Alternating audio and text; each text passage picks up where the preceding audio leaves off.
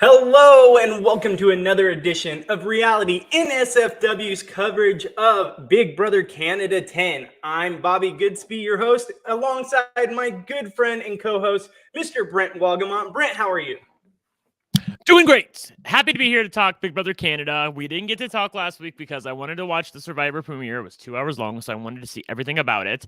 And it was fantastic, as was this episode of Big Brother Canada, because we got to see practically everybody in the house, in the DR, dragging Kyle to his face. Like, I mean, figuratively speaking, obviously, not directly to his face, although some people did basically drag him to his face, like Helena when she's like rolling her eyes, as he goes past. So, but beyond that, just fantastic episode. I'm so excited to talk about this week. Overall, Kyle is just the gift that keeps on giving, and I can't wait to see what you have to say about it, because I have a lot of things to say about it. Oh, man. I mean, this guy, for as much credit, and I said this week one, I said we were giving this guy a lot of credit, mainly because he was basically handpicked by the Twitter community. Everyone out there had such high expectations. This guy has watched the show for the last year. He knows what he's talking about. He's hung out with Taryn and them. He's done all this stuff.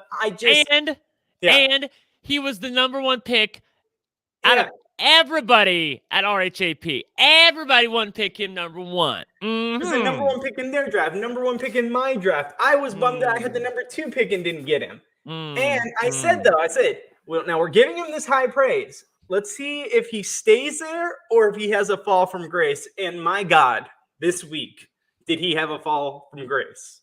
It was just amazing because I saw that Kyle won HOH, because I usually work on Thursdays. So I saw that Kyle won HOH, and I figured it was just going to be a boring week. You know, maybe Betty would go home. Maybe one of the outsiders would go home. Maybe Kevin would somehow find his way onto the block, although him and Kyle have an okay relationship. And it just turned from what was going to be a completely predictable week into a farcical week where Kyle, who was previously one of the most insulated people in the house, and I just want to say, I do not play the stock watch. I should, because it's more fun playing it from the outside. I obviously used to give ratings for the stock watch over at RHAP. But for those people who bought Kyle stock last week thinking it was so insulated, and then he won HOH and they kept it, and then he literally got a 1 in the ratings. Like, that is hard to do. Do you know how hard it is to get a 1 as an average? Okay, especially with the audience voting. But he somehow managed to do it. So I've never seen somebody who just literally tanked their game so much. And, you know, we're going to talk about it, but there's so many people in the house that tried to give him a little bit of a leash. They realized he's a little bit of a loose cannon. They tried to give him some runway. Herm tried to really, say, do what you want, and I'll try to back you up. But even Herm can only be pushed so far, man. And we got a little bit of that monologue on the show tonight. But all in all, just an incredible and a frustrating and phenomenal week all at once, which is probably the best Big Brother ever. So how can we be mad at Kyle? I mean, and then to top it all off, he's giving us the Frankie Grande of it all this week. I think it was earlier today, maybe yesterday. I think it was today, where he's telling them how well he was received by BB Twitter last year. And I'm like, oh, honey, you have no idea what storm is coming this time. Let me tell you. I mean, it's so funny to watch this. And on top of all that, Jess survives another week. They are just right. We haven't even talked about Jess. I mean, like, I know we haven't been here for 2 weeks, but like the last time we talked, Jess was in dire straits and on the block, and actually, they weren't on the block at that time. It looked like they were. We knew they were going to be put on the block, but they hadn't showed it yet. Anyway, point being that so many things have changed in the house since then, and especially just during this week. Like, if you look at where things were at the beginning of the week to where things are now, with people lying directly to Kyle's face. I know we're going to get into it, but it's just how we got here is just phenomenal to me. Like, for those people out there who are watching, before we talk about the episode, because let's talk about Monday and what preceded Moose being nominated for eviction, okay? Because I feel like we have to talk about this, because I tweeted about this and I said I still don't understand how Steph ended up on the block. So it looked like Kyle had heard some stuff about Steph. Maybe he heard it from Moose. Maybe he heard it from some other people. Maybe he just wanted to make a big move. I don't even know what he heard exactly, but he wanted to put Steph on the block. Steph, being incredulous about it, went down to get Moose, brought him upstairs, and Moose had a conversation directly in front of Kyle to Steph and basically tried to diffuse the situation, which he succeeded in doing. And in doing so, proceeded to get himself nominated for eviction because Kyle watched that conversation. And even though Moose was tap dancing to try to save Kyle's ass in front of Steph, saw it as a threat. It seems to me this goes back even before they met each other in the house, that before in like real life, when Moose is more of a like a party guy and a ladies' man than Kyle is, it seems like he's a little bit jealous. I'm just saying, it kind of felt like he's a little bit jealous of Moose. And after he watched him talk to Steph, realizing, oh, I can't compete with that, he said, oh, I'm just going to nominate you on the block. But then again, it still goes back to how did Steph then get nominated? Because you see Kyle in this episode, the minute the nominations are locked in initially, he's like, yeah, if the veto's won, we really need to take Steph off the block. I'm like, you could have just put Betty up initially. Why did you have to follow through and put Steph on the block? Again, I love it that Steph's on the block. I can't wait for her to go home. And looks like she is going to go home. But again, from a player perspective, I don't understand why he would then do that and go ahead and just stick her on the block. You know what I mean? Yo, 100%. It makes zero sense why he would still put her up if he's wanting to save her, because given any opportunity that people are against this plan, then they have all the ammo in the world to just take Steph out. You need to be able to put someone else up there that you know the other house wants in the house more than, say, Moose, or now more than, say, Josh. But the fact that Steph is up there, that gives you no leeway in case a decision is made against your plans. Now you're just losing a number that's there for you that honestly probably shouldn't be there for you since you put them up. And there's this trust. It's mind-boggling that we have gone from target to target to target throughout the entire week. Now, Kyle wants to be memorable. He wants to be someone that Canada remembers and hopefully comes back. Which is the exact wrong way to play. Exact wrong. That is not how you play in week 3 of Big Brother. You do not want to be memorable. If you're memorable, then you're going to get fucking evicted the next week. That's what's going to happen. You're going to get Devin. You're going to get your ass out of the house. Instead, you become memorable at the end. Yes. At the end when people care about shit. No one gives a shit about week 3 unless it's farcical, unless it's a total shit show. That's the thing he doesn't understand. And for him to just care about being remembered, like, God, you guys, and I'm talking you on Twitter, including me, but I never really got into it, gassing him up and making him feel like he's like the best thing since sliced bread. He really just took all that, and his ego is so fucking big right now. It's literally insane. He really should have had a very non-drama filled week. Just put Betty on the block. He is so insulated. He could play so well and just recede back into the background. But instead, his ego, it's his dick. He's letting himself be controlled by his fucking ego, his dick, to say, you know what? I need a bigger move here. It's got to be bigger. Okay. It's got to be bigger than Betty. And I get it. Betty is pretty pathetic. I get that. Yeah. I get that. But no, just put her on the block. Because again, this is what I always say to people like Kyle. Like if I was playing a game and I was talking to Kyle, I would be like, look, do you want to end up on the block next to Betty? Because if you end up on the block next to Betty, you're going to get evicted. Because no one's going to evict her. You need to take people like that out now if you're someone who considers yourself to be a big player in the game, which obviously Kyle does. He just doesn't understand what he's doing. He really doesn't. And it goes back to the fact that this guy had no idea what the show was. Now, granted, we gave him a year. He picked it up. He watched it. It seems like he was involved in it. He actually had interest in the show, enough interest to apply and actually get on.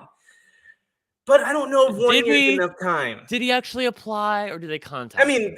We don't know. It probably the latter. Probably the latter. Mm-hmm. But what I'm saying is he had enough interest to do the show, especially after everything that happened last year.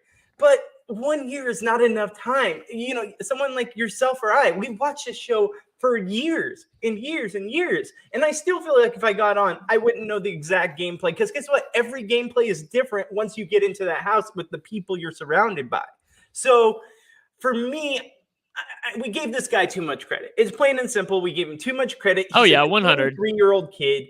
He's just he's gonna learn, and he's gonna go back and watch this. And I bet you he takes it completely in stride and goes, "I was an idiot. I don't know what I was doing. I let it get to my head." But it's not like he's doing something bad. It's not like we're hating on him for all the wrong reasons, such as racism or sexism or what have you. This is the exact TV we want to see. This is just bad HOH play, and this is the kind of bad gameplay we want to see, not that other stuff. So I can appreciate that it's at least that. It's not something. Yeah, it's a little, so it veers a little bit in that space because of the fact, a couple reasons, because this wasn't on the episode, but Kyle had a, boys only meeting in the HOH room, which wasn't a good look. And then he has tried to surround himself at many times by alliance people, and it does appear as though by and large it's the white cis straight people in the house that he wants to surround himself with and feels comfortable by and feels threatened by anybody else who is an other. Okay, now obviously like Herm is there, and Herm seems to be a member of his alliance and all that, but that's not in his core. Like, to me, his core would be like, JL, Gino, and Steph, even though he put Steph on the block, obviously. But like that, and Marty, obviously. Those are the people that he considers himself the closest to. And those people seem to have only one thing in common. So, I'm just, it's not overt, it's just adjacent. How's that? Mm-hmm. I know there's some people on Twitter who are not having it with him when it comes to that. By the way, Moses says Betty's not pathetic. Girl, I'm not talking about her like personally, like as an actual human being. I'm sure she's very sweet, very kind, very nice. But did you watch her play the veto? She was like miles behind the other people as far as getting the puzzle done. Okay, she's just miles behind. Player. All right, yeah, and she just like openly like tells Kevin, "I hate you. You're a terrible player. I never want to speak to you again." I hated that. As a player, she's kind of pathetic. I'm just saying. She's learning. I hope she's learning. She's a terrible player, in my opinion. I agree. When she told Kevin that, who didn't even put her up, like anyone could have gone to the room and said, "Oh, I think Betty," you can be mad at them, but at the end of the day, they're not the ones who actually put you up. And to say that I hate you, like have a good life, like I want nothing to do with you. I know we're going into last week, but like I was like, that's just terrible gameplay because you have no idea what's going to happen a couple weeks down the road. You might need this guy to save your ass. And then secondly, I mean, it's just a game. It looks like she sees him as like lesser than everyone else, so he's an easy target for her to just display her anger. Yeah, that's probably true. Yeah, I think that's probably a little bit of it there. Although she does have a mostly correct read on Kevin in that, she does, she feels like he's not telling the truth and he's playing hard, and he is playing really, really hard. So, I give her a pass on that part. But I understand where she's coming from. By the way, talk for a second. I need to plug in my phone, so just talk for you got it. So let's get into this episode because I'm sure Brent and I are both going to have a tangent here going forward. We start off the episode and really we see that Moose is the target. And we saw this in the previous episode, but he's really drilling it home. Moose is the guy. This is why. And his reasoning before we get into it, his reasoning for putting up Moose is so weird and totally misleading. Like he's saying, "Oh, I want to get you up because you just put up an Academy Award performance up there when talking to Steph and I, and I was believing the lies, and I couldn't believe it. You went from yelling at each other to hugging. Like this guy's too dangerous." Dude, so that means that you want to go against this guy? Like, and he's on your side. Like he's lying for you. He's lying for you. That's literally saying things to protect you while you're completely throwing him under the bus. Yeah. Anyway, and then he proceeds to go through with the nomination of putting Moose up on the block, which Herm again cannot believe. Although the hilarious part is that after the fact was we saw in the episode, Herm went to Moose and was like, "I heard you said some shit," and Moose was like, "Yeah, I said some shit," and he was like, "Okay," so he's like, "Okay, I guess Kyle was telling the truth." And then he went to Kyle and was like, "Okay, Moose admitted to what you said, So I'm on board. We got to get Moose out. Blah blah blah blah blah. And little does Herm know that Moose is actually somebody who's coming for him and has seen him as a big threat within the alliance. Again, we haven't been here in 2 weeks, so we haven't talked about this. But like, just luck of the draw. It's like Moose ended up on the block, and Herm could have got this guy out. Of course, he ended up winning the veto, but Herm didn't know that this guy was coming for him as much as he is. Okay. And then Herm, like I said, he backed up Kyle and was like, you know what? We can get Moose out. I'm back on board. But again, people can only be pushed so far. Everybody that's within the Savage Seven, everybody that's within the house, like, Kevin and other people who are not in the Savage Seven, but who Kyle counts as a number, who Kyle counts as a friend, who would be honest with him, like Jess. Those people, they can only be pushed so far. And when you eventually come to make nominees such as Moose and Steph, and then eventually replace Moose after he wins the veto with Josh, there's literally, like, I'm going to give you a spoiler alert, right? Okay. Everybody is hating on Kyle right now. Even Marty, okay, is pissed about the way things went down this week, even though Marty was the one that was pushing Josh to be nominated.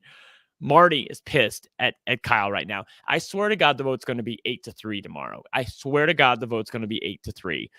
Maybe 7-4. I don't know what the fuck Helena is doing. Can Helena please make up her mind? I swear to God, I died earlier today.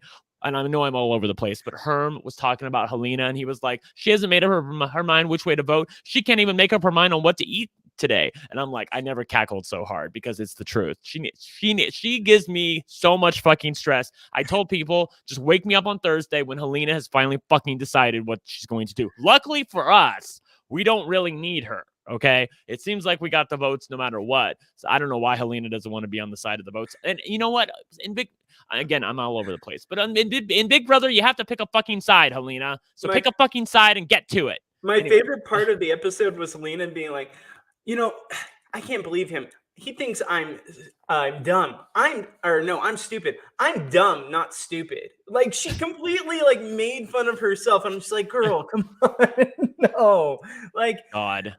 And also seeing her in this episode, talk in the scene, I was like, I totally forgot this chick was in the house. I literally... Right. Well, I would have, except that she can't make up her goddamn mind this week on who to evict, even though she knows that it would be way better for her game to get rid of the showman Steph and keep the really, really cool guy, Josh, who's going to be a threat in front of her and someone she can depend on. Now, I will say, by the end of today, it looks like that Helena has finally come around, and I think they have this alliance called the True Few or something, and Helena is on board with blindsiding Kyle, but it's only because of their the thing about Kyle is their hatred of Kyle has brought all of these disparate people together.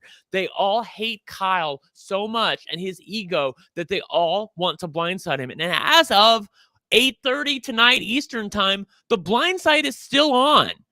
I can't believe this hasn't leaked. Almost the entire house knows that this is going to happen. And no one has told Kyle, again, that they're all voting for Josh to stay. He wants Josh gone. He thinks it's going to be 8. He thinks it's going to be 8-3 or 7-4 for Steph to stay. I can't wait when Arissa reads the votes and it's the other way around. And we literally get the Frankie Grande face of Kyle being like, what the fuck? Who are the votes we think that are going to be against Josh? Against Josh. Oh, that's easier. Thank you. The votes against Josh are Gino, Jace, JL. Is there anybody else? That's what I'm having trouble with, the third one. Is Herm still planning on voting the other way to conceal the fact that he's not against Kyle, even though he really totally is? That makes more sense. I could not. Herm wanted it to be 6-5 for the longest time. Of course, it's not gonna be. But he was very much playing with his vote as well. We don't know what the fuck Helena's doing. Although, like I said, as she can switch on a dime. So even though she decided by the end of today, no, I think Marty is voting to save Josh now. Huh. So we'll see. I mean, again, the votes are very fluid, but I swear to God, there will be 6 votes there to save Josh come tomorrow night. Okay. And I hate that for Gino because why? He's you know what? Can I just say I was very excited when they cast Gino. Gino was the guy. I'm like, I wanted him to just bang my brains out because he's hot as fuck. Okay, he is so fucking hot. Okay, I'm just being realistic. NSFW, I can say whatever the fuck I want over here. Okay, but he's got the personality of a goddamn turnip. He's literally terrible. Okay, he doesn't even game. Okay, he's literally terrible. And then they gave him that gnarly haircut, and he looks ghastly. Like, that haircut makes him look like such a tool. So why are you even in the house? Can somebody please get rid of him? And he doesn't take off his clothes enough for me anyway. So there you go. It's because I have him in my draft, okay? I'm very worried. There was a picture going around Twitter that Gino has these like flesh-colored underwear, and he was wearing them for the shower, and he was just standing in front of the shower, and someone sent it to me, and I thought it was Gino naked, but it was actually just like flesh-colored underwear that he was wearing, although he looked naked from here. I wouldn't have even known. And I was like, we need to see more of that if he wants to stick around, because he's literally like, I mean, you guys with me? He's so boring. He doesn't do anything. Oh, I can and see this it. is the house of gamers, and he's just like, he does not belong. He does not belong. All right, so let's get into it. Is there anything else prior to the ceremony? What am I gonna say? The nomination ceremony. Yeah. Yeah. No, let's go ahead. Wait. So we basically talked about Moose and being nominated, and Steph, how she got nominated, and all that went down, and then the nomination ceremonies, and then we haven't really talked much about the after effect of Moose. Yeah. So the episode itself. So I thought that Moose handled himself very well. A little too honest for me, honestly, although maybe that might work to his advantage, because what happened was, some people asked him, did you say this shit? Did you say you were going to nominate Herm and Tanisha? Did you say you were going to nominate us? And he was like, yeah, I did say that. But then, like, when Tanisha asked him about it later on, I think Summer asked him about it later on, he was like, well, like, I wasn't really targeting Tanisha. Like, I mean, that was just something I said. So he tried to backtrack a little bit. Yeah. But overall, I do feel like he handled himself pretty well. He was calm. He was a little bit of a he had a hangdog look, where the house was kind of feeling sorry for him, because he knew he even though he really didn't fuck up, he felt like he fucked up, and was like, I know I have to win veto. I know people are coming after me. I know I made a mistake, blah, blah, blah, blah. Even though from my perspective, he really did not. He didn't make a mistake, but he was, trying to get people to see that he was basically playing, what's the word I'm looking for? Playing dead. He was playing dead, and, hoping for the best in the veto competition. And obviously he got the win. Yeah. Let's get to this competition. In this competition, Bee's Knees. Now, did you remember Bee's Knees from Big Brother Canada season 1? No, I did not. Okay, so this was a season. So, and this is, I love Big Brother, like, going through the history like this. I wish they had showed a clip of it on the show so people would understand what like the point of replaying a version of this competition again. So Bee's Knees, the original one, was in Big Brother Canada 1. And this was where, remember, this is the season where Topaz at the end accidentally voted for the wrong person, and she awarded Jillian the title and $100,000 instead of Gary, her best friend, who she obviously was voting for. And she even took a swipe at Jillian in her vote. So remember, everything that happened that season leads to this, okay, where Topaz can't change her vote at the end because they're enforcing the rules really, really strictly. And it all started with the Bee's Knees competition, when I think Emmett and other people, maybe Tom at the time, the guys who are part of Quattro, they were used, like, you couldn't use your hands to carry balls. You had to use your wings or your knees, something like that. Again, I don't have all the information. I just know you can't use your hands. And they showed, because the fans were like mad about it, because you know how the fans can be when they're watching a competition live. Because remember, this was on Slice, so they showed the entire competition to the fans on Slice. It was so much better. And so the fans were like, no, like, Emmett was using his hands, like Tom was using his hands, like all these people. And so Big Brother showed, after they awarded HOH, they showed the contestants, the players in the house, those people who cheated. Cheated in quotation marks. They didn't mean to cheat. They just kind of did cheat by using their hands. And so they eliminated them from the competition. I can't even remember what the ultimate resolution of this was. Maybe somebody in the chat can remind me. But I remember that they had to go on slop because of the fact, and they weren't eligible to win HOH, like something like that. So that was the origination of Bee's Knees, and that's why they brought it back again this year in a different configuration. I totally, it's so funny going back to the Slice days, and remembering how many times Emmett would get in trouble and lose out on HOH because he somehow cheated in a competition or messed up. And at a certain point, you're like, is this guy doing this on purpose or what? And Right. so, long live the Slice days. Okay. Slice was where it was at. Nowadays, if this was on Global, I guarantee you they just would have like, oh, nothing happened. Oh yeah. Emmett, here you go. Here's your HOH. Run your way to the finale. Yeah, Slice was fantastic. It really was. Plus, we got all the good shit. They were drinking on the feeds. It was everything. We got everything we could have wanted. # bring back Slice.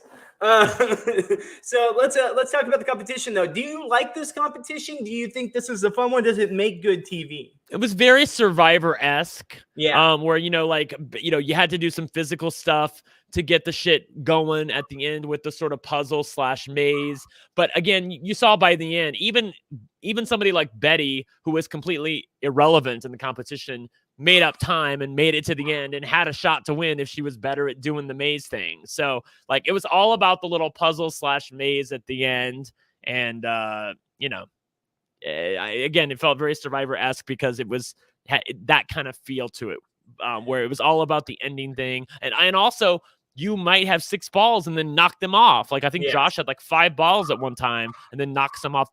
Those balls looked really touchy too. There were times when Moose was like moving around the board, and I swear to God, I thought the balls would have come off, but they didn't. So this is a competition that reminds me a lot of what Arissa said, how they're going to make these comps more asexual, where they're going to make it more even for anyone to possibly win. And I think this is one of those that definitely came across to me as one of those competitions that they're trying to make more even keel for everyone to be eligible to win in the competition. I thought it was great. Like you said, very Survivor-esque. That's exactly what came to my mind, because I think we've seen these same competitions on Survivor. So to see this, I feel like anyone had a shot. I thought it was interesting. I love those costumes they were wearing too. They're just like dripping sweat because of these costumes, and it felt like those costumes would get in their way, but it was a lot of fun. I'm very happy with the way that this competition turned out. And then we have Moose winning it, saving his ass from the competition, from the HOH power at B. And so let's get into that. So Moose wins HOH, power of veto. What did you think of the aftermath that followed? I think that Moose was completely appropriate in terms of yelling at Kyle and celebrating in his face and being like, that's how you do it, baby. You think you can get me out? This is my game, mother. Yeah, I was living for that. Like, that's the big brother I signed up for. Okay. If I was nominated and somebody came for me, especially like an ally that betrayed me, and they put me on the block and I won the veto competition, I'd sure as fuck celebrate in their face. I swear to God, I would. It was Janelle-esque, yeah, it really was.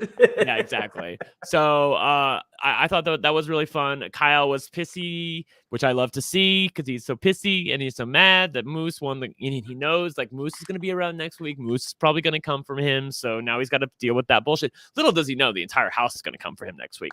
Like, again, I know I'm fast forwarding to the end of this episode, but everyone that's anyone is going to vote for Josh to stay. Kyle doesn't know that. Kyle thinks everybody's still on his side. Kyle thinks that him as HOH, he can basically demand. Wasn't it him talking to Helena? What was Helena? It was Helena, right? There at the end, where he was like, do I have your support? This is the kind of idiot he is. Do I have your support for the replacement nominee? Well, who is it? Well, I haven't decided yet. She's like, well, when you lock in 2 people, get back to me. And then he walks away and she's like, what a fucking idiot. Of course he's a fucking idiot. He can't even name who the replacement nominee is, but he's demanding your loyalty. What a fucking tool. Well, the biggest ludicrousy of that entire conversation was when he said, oh, I'm thinking about Summer and Josh. And then I'm blanking. What's the other? Oh my gosh, I always blank on her name. Tanisha? Whatever. What? the other Tanisha? person that he said. Chat, help me out here. What was the other person that he said in that? But yeah, so he gave 3 names. Yeah. Thank you, Tanisha.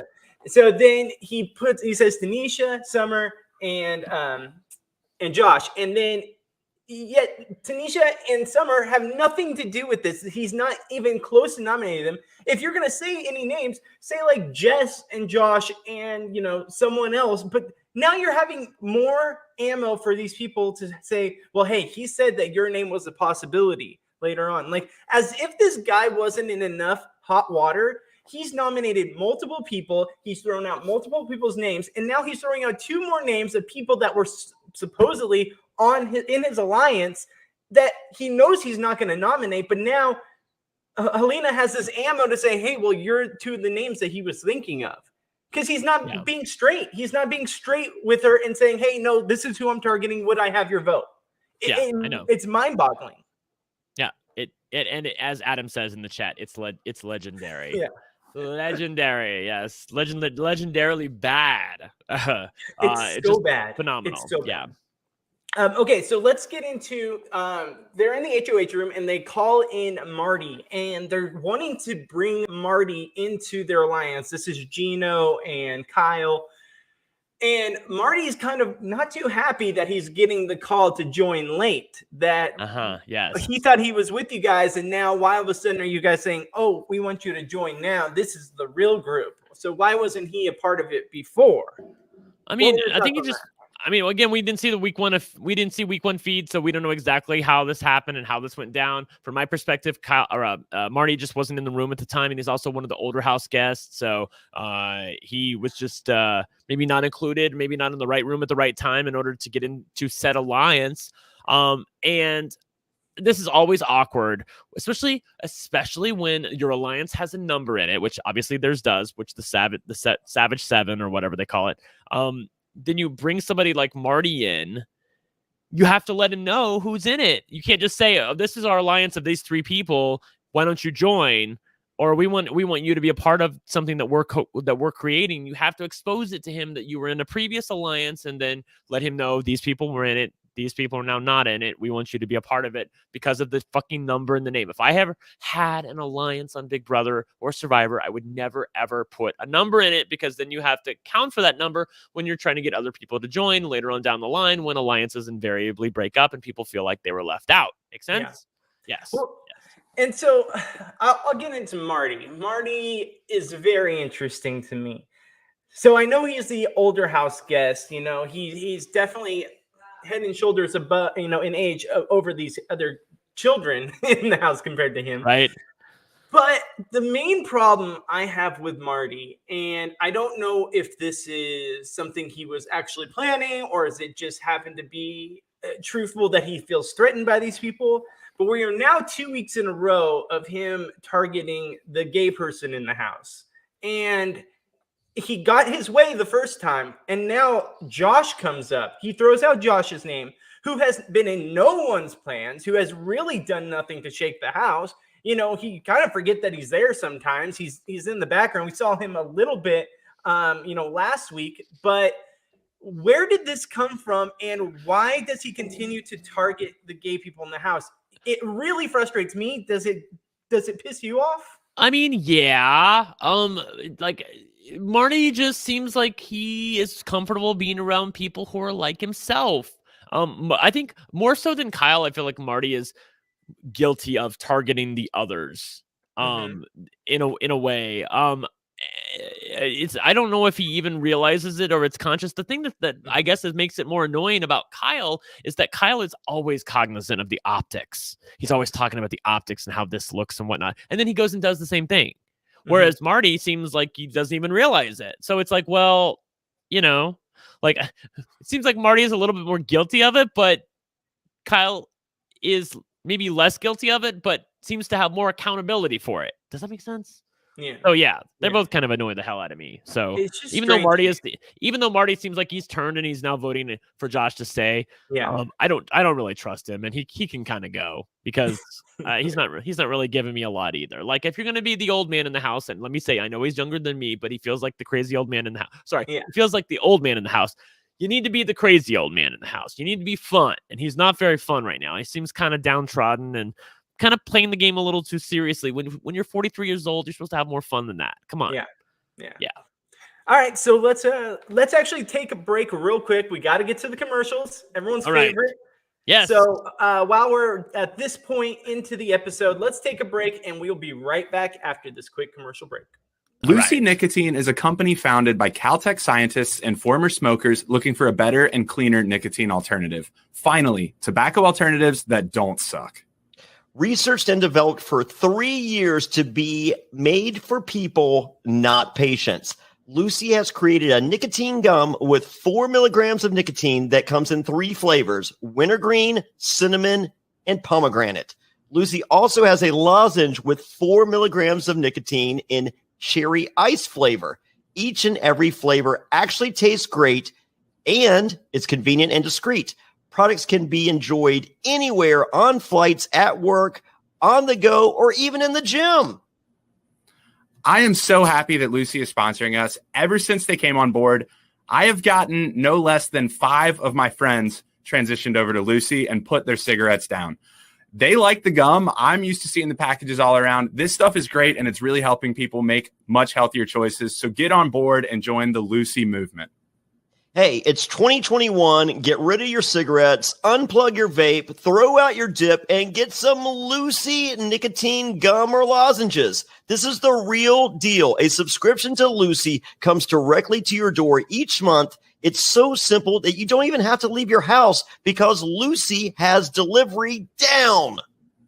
Reality NSFW listeners, go to lucy.co and use promo code SURVIVOR to get 20% off all products, including gum or lozenges. That's lucy.co and use promo code SURVIVOR at checkout. Also, I have to give this disclaimer. Warning, this product contains nicotine derived from tobacco. Nicotine is an addictive chemical. That's lucy.co, and be sure to use that promo code SURVIVOR. This episode of Reality NSFW is sponsored by Blue Chew. Say it with us, Blue Chew. Blue Chew is making waves and bringing more confidence to the bedroom by offering chewable tablets that can help men get stronger and longer-lasting erections. That's right, we're giving away super hard dicks. Blue Chew is a unique online service that delivers the same active ingredients as Viagra and Cialis, but in chewable form and at a fraction of the cost. Blue Chew's tablets help men achieve harder, stronger erections to combat all forms of ED. Blue Chew is an online prescription service, so no visits to the doctor offices, no awkward conversations, and no waiting in line at the pharmacy. And it ships right to your door in a discreet package. The process is simple. Sign up at BlueChew.com, consult with one of their licensed medical providers, and once you're approved, you'll receive your prescription within days. And the best part, it's all done online. Blue Chew's licensed medical providers work with you to find the right ingredient and strength for your prescription. Don't like swallowing pills? No problem here. Blue Chew's sildenafil and tadalafil tablets are chewable. Blue Chew's tablets are made in the USA, and they prepare and ship direct, so it's cheaper than a pharmacy. Hey, if you're looking to give that immunity idol to someone, or you don't want to be voted out of a crater, don't worry, Blue Chew's got you covered. So if you could benefit from extra confidence when it's time to perform, visit BlueChew.com for more details and important safety information. And we've got a special deal for our listeners. Try Blue Chew free when you use promo code SURVIVOR at checkout. Just pay $5 shipping. That's Blue Chew, BlueChew.com, promo code SURVIVOR to receive your first month free. And we thank Blue Chew for sponsoring the podcast. We're all trying to eat better, but healthy breakfast doesn't have to be boring. Magic Spoon has the amazing flavors you love, but without all the bad stuff. And it's amazing as a midnight snack right before bed. 0 grams of sugar, 13 to 14 grams of protein, and only 4 net grams of carbs in each serving. That's only 140 calories per serving. It's keto-friendly, gluten-free, grain-free, soy-free, and low-carb. And build your own box. Available flavors to build your very own custom bundle are cocoa, fruity, frosted, peanut butter, blueberry, cinnamon, cookies and cream, and my favorite, maple waffle. Now, Magic Spoon recently brought back their 2 super popular flavors, cookies and cream and maple waffle. Thank goodness. But they're back permanently. And when these flavors were first introduced for a limited time, they sold out extremely quickly. Now, I'm here to let you know you can get them again or try them for the first time. Why? Because they're delicious and indulgent. Johnny, Magic Spoon has so many great flavors that I really enjoy, and even my kids enjoy them. We have the cocoa, fruity frosted, peanut butter. All these are really great combinations. They enjoy waking up in the morning and getting some Magic Spoon right off to start their day great before they head off to school. I think everybody listening should give Magic Spoon a try, or if you've tried them already, it's time to reorder. Let's get you some more Magic Spoon and get your day started right.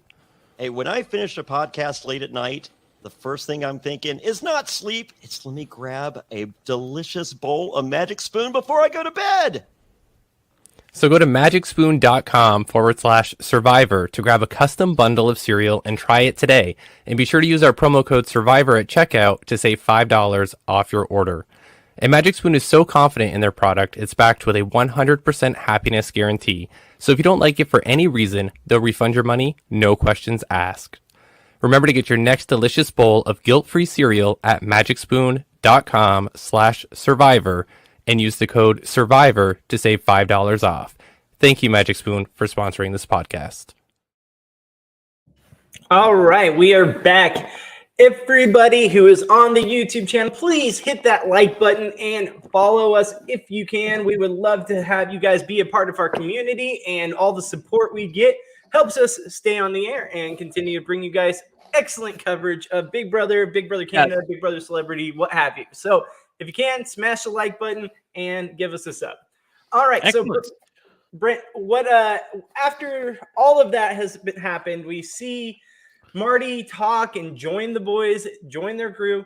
He really gets into Kyle's ear that Josh needs to be the option. That Josh No. That's not what he did. He got into Kyle's ego. That's what he did. He appealed to Kyle's ego that, you can get Betty out if you want, but it's going to be a non-memorable HOH. Betty's kind of a terrible player. It was the perfect thing. If you really want to do something, you need to go after Josh. That's what you need to do. He went for his ego and it worked. I mean, you have to know how to approach people. And I don't know that, that Marty did this on purpose, but I do know that Marty has not been exactly happy with how he's been treated this week. So maybe he knows Kyle a little bit better. That's just what he did. And it seems to have worked. Kyle, the hilarious part is he had already told Betty again, you're going to be the replacement nominee. He had already told Betty, you're going to be the initial nominee, and didn't put her up. And then again, told Betty, you're going to be the replacement nominee, and again, didn't put her up. Crazy, crazy, crazy shit. Really. It's crazy. This whole week, I will say this, at least it's not boring. At least it's not predictable. I will take this HOH in this week that we have seen over a boring, monotonous, run-of-the-mill, every single week's the same season. So yep, I know. Thank Kyle for that. And but we still get to rail him, though. We still get to absolutely just destroy him, because that's the fun of watching Big Brother. We don't get weeks like this very often, so it's very fun when we do. Yeah. So thank you, Kyle, but also I'm also sorry for all the shit you're gonna get from the community. Now, so let's talk about it a little bit more. Kyle makes his rounds, and we see Kyle struggling with this, and I mean, it was kind of wild to see Big Brother Canada showing his diary room where he's literally counting and thinking out loud. They're burying him. That's what they're doing. They know what's coming. I give the editors some credit. They know what's coming. They have an idea, because this happened on Sunday or Monday, but by then it was evident Kyle's HOH was a complete clusterfuck, and the editors are absolutely burying him because they know. I mean, there was a time when Kyle didn't even realize how many people were voting and thought that he was the tiebreaker. When 11 people are voting, he thinks he's the tiebreaker. Okay. He's an idiot, and he doesn't know what he's doing. And it's just a clusterfuck of an HOH. It's flying by the seat of his pants. I mean, when Herm was talking to Kyle, and Kyle was revealing that he was going to maybe put Josh up, I don't blame Herm for not reacting, because again, Kyle still has replacement nominee power at that point. Yeah. And For all Herm knows, he's about to say, I'm putting you up. Like, you could have done anything. Yep. Oh my God. Like, I swear the people above me and below me in my condominium must hear me because I'm so incredulous right now with what Kyle is doing. Yes. Well, especially with the way he's run his HOH, where the target continues to flip-flop on the hour, that it just, I don't blame Herm at all. I'd be very worried that you say anything that's wrong or anything that makes him even question your loyalty or question your ability in this game. You're the target all of a sudden, and the meeting hasn't happened yet, so you got to protect yourself. But when you see Herm outside on the patio talking to himself and being like, nah, not gonna happen, you're not gonna, this 23-year-old kid's not gonna tell me how to play my game, like, you just know that his game is absolutely done. Like, I don't know what he can do to come back from this Kyle I'm speaking of. Kyle is literally buried him so badly that like you said, the editors are showing him be like, well, maybe I can pull in Moose. It was like, wait, what am I talking about? Of course I can't get Moose. I tried to get Moose out this week. Like, if the show's not giving it to you on a silver platter, I don't know what anyone else will choose to believe. But I will say this is the best thing that's ever happened to Jess. Like, I know we talked about it a little bit, but literally Jess is so on the back burner that she might not be the next one out. Them. No jury. Or sorry, Yes. them. Excuse me. Yes. Pardon me. Okay. They Okay. might That's what not I'm here be for. that they might not be the target till jury at this point. That it's yeah. crazy. Yeah, I think it's very, very likely that Jess is on the back burner. I can't imagine anybody going after them at this point. I don't think that Jess's name is on anybody's lips. They are doing a fantastic job of staying out of the fray and just saying yes to people who come and ask for them. Like when Jess was talking to Kyle and they were listening to Kyle go on and on, like they did a really good job of just going, yeah, yep, got it, yep, like, which a lot of people figured out is what you needed to do just to survive this week. But I thought that Jess did a really good job. And again, with the way the house is configured right now, I don't think, I mean, Jess is in it for the long haul. It's so often a player like this who's a little bit different, who maybe doesn't fit in with everybody, who maybe isn't the best socially. Let's be honest. Jess was pretty bad early on socially. They were a little bit much. I'll just say that. If you can survive that first week or so, you can make a run at the end of the game. I really do. I do feel like I feel like Jess is in it for the long haul. And that's all you have to do, because by week 2 or week 3, and I'll say latest week 4, someone does something to either piss off their side of the house or the other side of the house, and either you have two sides clashing towards each other, or you have one side completely crumbling to the ground and, basically starting fresh or getting rid of their own side. By weeks 2, 3, or 4, no matter what season we look at, that's generally the case of what happens. These people that are the targets early on, for social reasons, they are the ones who end up, if they can survive, when we've seen this time after time after time, they can make it later on in this game, because then either one side starts crumbling or you have two sides going after each other and not worrying about these lesser targets. It's kind of uncanny, because I even said to myself on week 1, I was like, dang, if they can just survive, Jess really has a chance here. But the way that they're socially talking to people really worries me. And I feel like they've done a very good job of coming back from that and really getting people on their side, making friendships. Yeah. They seem to take their foot off the pedal and just let the communication flow naturally rather than pushing their agenda. Yep, I think that's certainly fair. But I also think that they've caught a few lucky breaks this week. Oh, too. 100%. Like, Kyle has been such a clusterfuck. Yeah, because if Kyle had just done what he was supposed to do and put Betty on the block with a pawn, maybe Jess, maybe somebody else, Jess would have probably been the nominee next week if things had stayed the same. But now things are not the same. The house is reconfigured, the house is reorganized, and everybody wants Kyle out. Yay. It's been a wild week. Okay, so we've had all that. We get to nominations. Moose obviously takes himself off the block, and then we see Josh go up. You can see the faces of people. Some people are shocked. Tanisha looked like she was just it was like somebody just took her dog. Like you Yeah. felt like there were some people that were genuinely shocked in that situation. What anything from the nomination ceremony? And how do you think Josh handled it? I think Josh handled it about as well as he could, especially when Kyle like told him like I'm probably because I don't did they show it in the episode or did they, I know I watched on the feeds. They showed Kyle telling Josh like, you know, I'm gonna put you up. And or maybe he talked to Herm about it, so I guess they didn't show it in the episode. Did they? I lose track. Anyway, point being that Kyle did talk to Josh and was like, hey, I'm going to put you up on the block. And, Josh was kind of incredulous, but he kept calm. And I think he's done a really good job just like watching Josh throughout the week. And let's be clear. I do think that Josh needs to play more. Josh is not playing nearly enough. You're there to play. And you can play quietly and you don't have to make a big stink about it, but you need to play. And I do feel like that this brush with death has motivated him to play a little bit harder than maybe he otherwise would have. And the funny part is that I think at one point they told Josh, Marty or maybe it was Gino, I can't remember, told Josh that the reason he got put up was because he's an alpha. And Josh's response is, I'm a beta.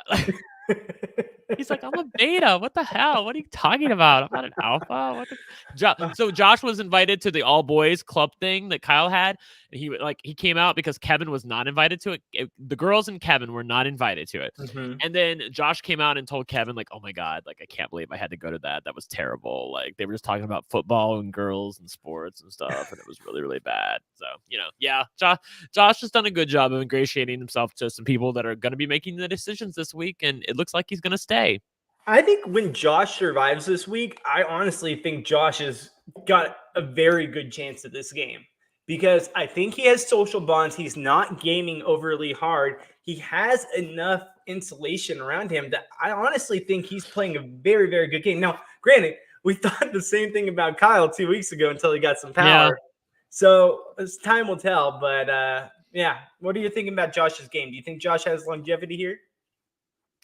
I think he does. I think that he's like he did really, really well in that veto competition. So, if anybody's looking for like, he's really, really sweet. Like no one has a crossword to say about Josh. Yeah. He may be a little too nice to get to the end of the game. I think Grayson makes an important point in the chat when he says that, however, we don't see because I was talking about the fact that, Jess may make it to the end if you can survive the first couple of weeks. And he said, however, we don't see someone outside the majority alliance win the game. That's all the time. That's very important because I was listening to, I can't remember, I think it was Sarah's podcast where they were talking about the fact that even though alliances break down sometimes and new things form, that it's usually a reconfiguration of the previous alliance, meaning the majority alliance and the people within the Savage Seven. And obviously Josh was in the Savage Seven before.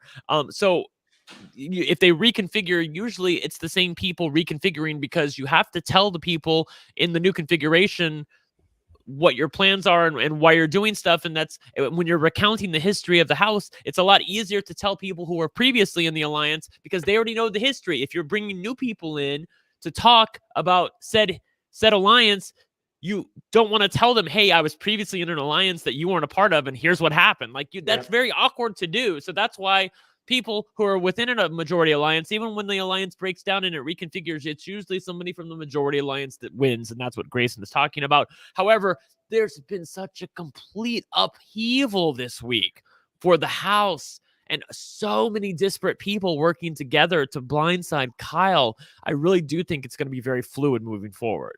Yeah, absolutely. All right, so we've come to the end of the episode. Now let's get into anything else you want to talk about. Anything post the ceremony? Anything spoiler-esque? We pretty much covered it all. I basically spoiled it. Like I said, Josh is going to stay. We've talked about the votes and all that. Kevin, I think Kevin was really given the short shrift on this episode. Because he really had a lot to do with the way things went and Kyle putting up Josh, even though Kevin knew that if he puts up Josh, like Josh is probably going to stay and I'm going to have something to say about that. So he was basically letting Kyle hang himself. And then Josh also, what did Josh do that I wanted to bring up? He has gotten Marty to turn against Kyle by, in implicating that maybe, because we didn't even talk about this, but Canada did the Canada saves twist and they saved Marty. He was trying to convince Marty. Kyle's a little bit of a loose cannon. Maybe Canada saved you because there was a chance that Kyle was going to put you up. Of course, that isn't really the case, but Kyle has been so unpredictable this week that Marty actually believed it. And now Marty is going to vote against Kyle tomorrow if things stay the same. So really, really good job by Kevin. Kevin is one of, so somebody asked me earlier, who are my 3 favorite people in the house right now? Yeah. Kevin would be at the top of my list because he's playing so fucking hard. I think Herman would probably be my number 2. And number 3, probably Summer, for her confessionals and for her willingness to take such glee in blindsiding Kyle. Moose is a close 4th, though. I love a confident Moose. Like when Moose won when he won POV and he was like, "I'm not going anywhere," blah blah blah blah blah. Like that's the best Moose to me. By the way, Moose is sexy as fuck. I love his hair when it's all like big and bushy like that. Like I love Moose. He makes me smile. He's one of the most exciting people in the house, and so I'm glad that he's going to stick around another week. Yeah, for me, I agree with you. I think Moose is definitely up there. I do like Kevin a lot, but I also, like I already said it, I'll also say Josh. I think Josh has longevity in this game. I think Josh, he's going to need to get his hands dirty eventually. He's going to need to start forming better alliances. But people like Josh. People want to hang out with Josh and talk with Josh. And I think that something could form, especially with everything being blown up right now. I think Josh has a lot of outs once he stays in this game because people clearly like him, want him to be there, and will probably see him as being someone that they can rely on now that they've saved him. So yeah, I concur. I think that's a fair point. So so that was basically it. Like I said, sorry about last week, guys. We wanted to watch the Survivor premiere. And boy, oh boy, did Survivor really live up to the hype. Man, this time of year is just the best. And it's so funny. I was talking to Angie, my fiance, the other day, and we're like, we went from having like no shows on TV a year ago to having like too many that we can't catch up to all of them. Like I'm at the point now where so much good stuff's come out. I'm like, I have to do my priorities like Big Brother, Survivor, and everything else is like on the back burner. Yeah, so I did the Survivor deep dive with Alex Rubino on Reality NSFW this past weekend, and that was a lot of fun.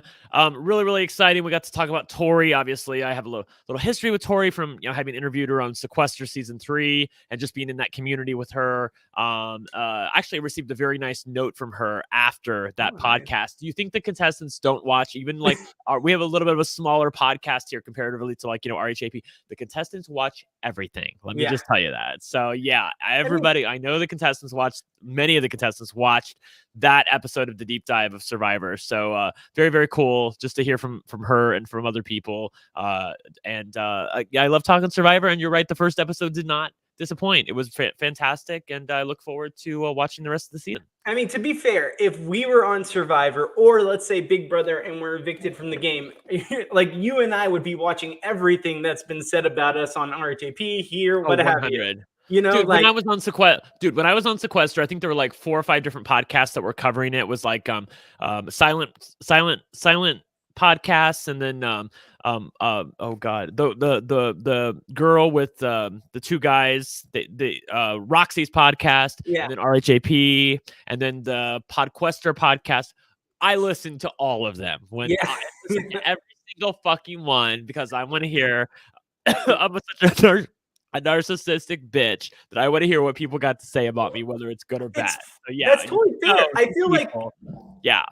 Besides being on the show, you want to see what people thought of your gameplay. And what people be real. When you did the Sequester RHAP mini, I know that you went through all the comments. Oh my god, I went down a rabbit hole. That I probably should not have gone down. I mean, I told you about the rabbit hole I went down. And I got so far into searching my name on Google and just trying to find the most obscure things over a dumb Sequester mini that we did on a random day. It was a lot of fun, though. It was so much fun. I wish we could do it again. I mean, oh my god, like we didn't even know how good we had it then. It was so much fun. Yeah, that was the highlight of quarantine for me because I only was in quarantine for a couple months, and that was that night. like my fiance took videos of me and how I was reacting to stuff and was posting it, and it was getting like a ton of likes. I was like, bro, like this is just the most fun thing. But reading all the hate, I swear to God, I've never got so much hate in my life than I did after that mini. Like people hated me.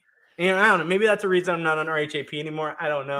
But I'm just throwing that out there that they stopped calling me after that. So no shade, no shade, you know. No shade. Rob's not being dick. He's not mad at me for voting him out. I tried to vote. That's I just tried a to vote out joke, Rob people. early. I tried to vote out Rob way early in that thing because remember, like I think it was like round 4, round 5. I was already like plotting against Rob because I thought people were coming for me. So then I was like, let's vote out Rob.